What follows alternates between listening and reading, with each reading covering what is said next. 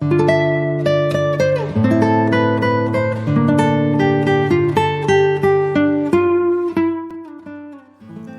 Dear friends, എല്ലാവർക്കും daffodils വ്ലോഗിലേക്ക് സ്വാഗതം. ഞാനിപ്പോൾ നിൽക്കുന്നത് പഴനിയിലുള്ള ഇടുമ്പൻ ക്ഷേത്രത്തിൻ്റെ മുന്നിലാണ്. പഴനിയുടെ കാവൽക്കാരൻ എന്നാണ് ഈ ക്ഷേത്രം അറിയപ്പെടുന്നത്. കൂടുതൽ വിവരങ്ങൾ നമുക്ക് കണ്ടുവരാം.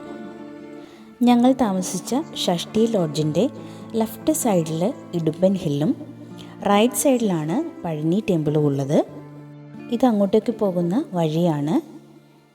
നമ്മൾ താമസിച്ച ലോഡ്ജിൽ നിന്നും ഏകദേശം 5 മിനിറ്റ് യാത്ര മാത്രമേ ഉള്ളൂ ഇടുമ്പൻ ഹില്ലിലേക്ക് പോകാൻ.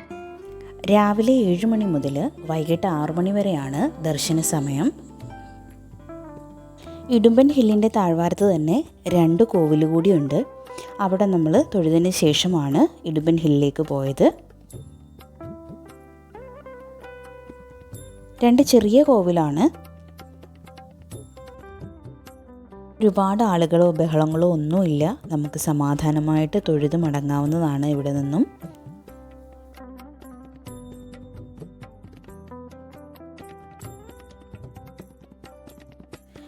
ഇതാണ് ഇടുമ്പൻ ക്ഷേത്രത്തിലേക്കുള്ള പ്രവേശന കവാടം. പ്രത്യേകിച്ച് അലങ്കാരങ്ങളോ ആർഭാടങ്ങളോ ഒന്നും തന്നെ ഇവിടെ കാണാൻ കഴിഞ്ഞില്ല. നമുക്ക് ആവശ്യമുള്ള പൂജാദ്രവ്യങ്ങൾ അവിടെ നിന്നും വാങ്ങാൻ സാധിക്കും. ഈ കാണുന്ന കല്ലിൽ കർപ്പൂരം കത്തിച്ചിട്ടാണ് നമ്മൾ ആദ്യപടി ചവിട്ടുന്നത്. ഏകദേശം 540 പടികളാണ് മുകളിലേക്ക് കയറാനുള്ളത്. ഈ കുന്നിൻ്റെ മുകളിലാണ് ഇടുമ്പൻ ക്ഷേത്രം ഉള്ളത്. ഇടുമ്പൻ എന്നത് മുരുകൻ്റെ ഭക്തനാണ്. തമിഴ്നാട്ടിലുള്ള മുരുകക്ഷേത്രങ്ങളുടെ കാവലാൾ എന്ന നിലയിലാണ് ഇടുമ്പനെ തമിഴ് ഭക്തർ കാണുന്നത്. ജനുവരി മാസത്തിൽ നടക്കുന്ന തൈപ്പൂയം ഉത്സവം നടക്കുന്ന സമയത്ത് തന്നെയാണ് ഇടുമ്പൻ ക്ഷേത്രത്തിലും ഉത്സവം നടക്കുന്നത്. ഇനി എന്താണ് ഇടുമ്പൻ ക്ഷേത്രത്തിൻ്റെ പുരാണം എന്ന് നോക്കാം. ഇടുമ്പൻ മുരുകൻ്റെ വലിയ ഭക്തനും ഹിന്ദു പുരാണങ്ങളിൽ പരാമർശിച്ചിരിക്കുന്ന അഗസ്ത്യമുനിയുടെ അനുസരണയുള്ള ശിഷ്യനുമാണ്.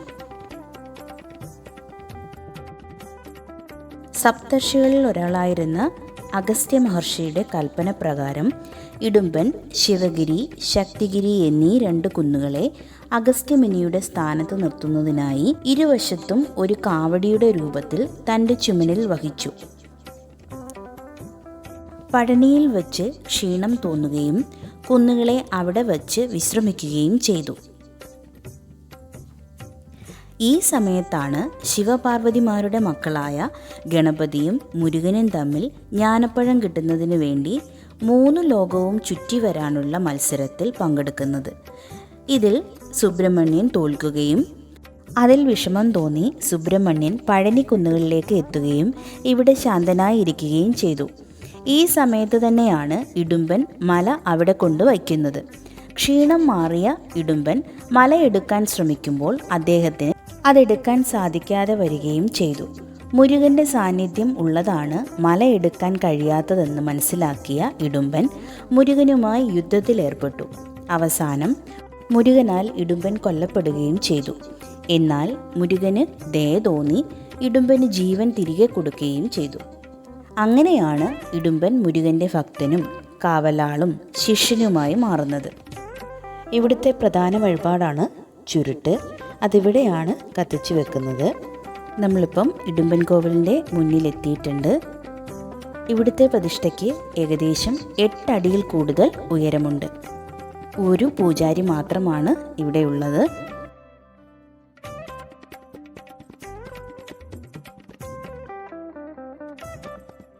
പ്രധാന പ്രതിഷ്ഠയോടൊപ്പം ഉപദൈവങ്ങളായി ഗണപതിയും മുരുകനും ഉണ്ട്. ഇവിടെ തന്നെ മറ്റൊരു കാഴ്ച കണ്ടത് കുറേ കല്ലുകൾ ഇങ്ങനെ അടുക്കി വെച്ചിരിക്കുന്നതാണ്. ഇങ്ങനെ വെക്കുന്നതിന് ക്ഷേത്രവുമായി എന്തെങ്കിലും ബന്ധമുണ്ടോ എന്നറിയില്ല. ഇതിനെക്കുറിച്ച് ആർക്കെങ്കിലും അറിയാമെങ്കിൽ കമൻറ്റ് ചെയ്യാൻ മറക്കരുത്. ഒരുപാട് കല്ലുകൾ അടുക്കി വെച്ചിട്ടുണ്ട്.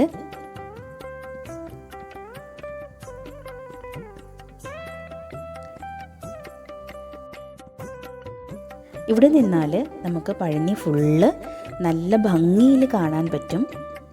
ഈ പഴനിയിൽ പോകുമ്പോൾ ഇടുമ്പക്ഷേത്രത്തിൽ വന്ന് തൊഴുതതിന് ശേഷം മാത്രമേ പഴനി ആണ്ടവനെ കാണാൻ പോകാവൂ.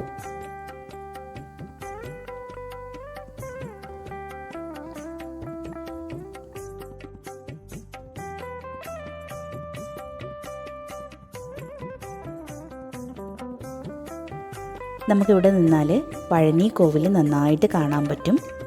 ഇവിടെ നിന്ന് നോക്കുമ്പോൾ നമുക്ക് ആ തങ്ക താഴികക്കുടം കാണാൻ പറ്റുന്നുണ്ട്. ഇതാണ് ചുരുട്ട് കത്തിക്കുന്ന സ്ഥലം, ഞാൻ നേരത്തെ പറഞ്ഞിരുന്നു. അതുപോലെ നമുക്കിവിടെ നിന്നാൽ റോപ്പ് വേയും കാണാൻ പറ്റും. പടികൾ ചവിട്ടാൻ ബുദ്ധിമുട്ടുള്ളവർക്ക് ഇതുവഴി മുകളിലെത്താവുന്നതാണ്.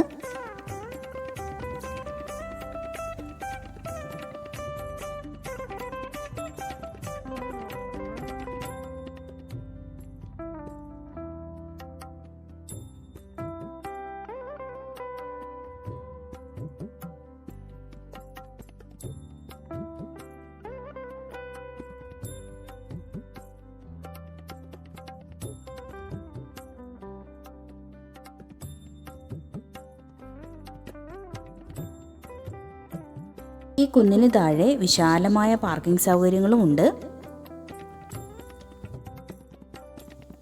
ഞങ്ങൾ ഇടുമ്പക്ഷേത്രത്തിൽ തൊഴുതതിന് ശേഷം തിരികെ ഇറങ്ങുകയാണ്. പഴനി മാർക്കറ്റിൽ കൂടി തന്നെയാണ് നമ്മൾ മുന്നോട്ട് പോയിക്കൊണ്ടിരിക്കുന്നത്. ഇവിടുത്തെ കാഴ്ചകൾ നമ്മൾ അപ്ലോഡ് ചെയ്തിട്ടുണ്ട്. കാണാത്ത കൂട്ടുകാർ അത് കാണുക.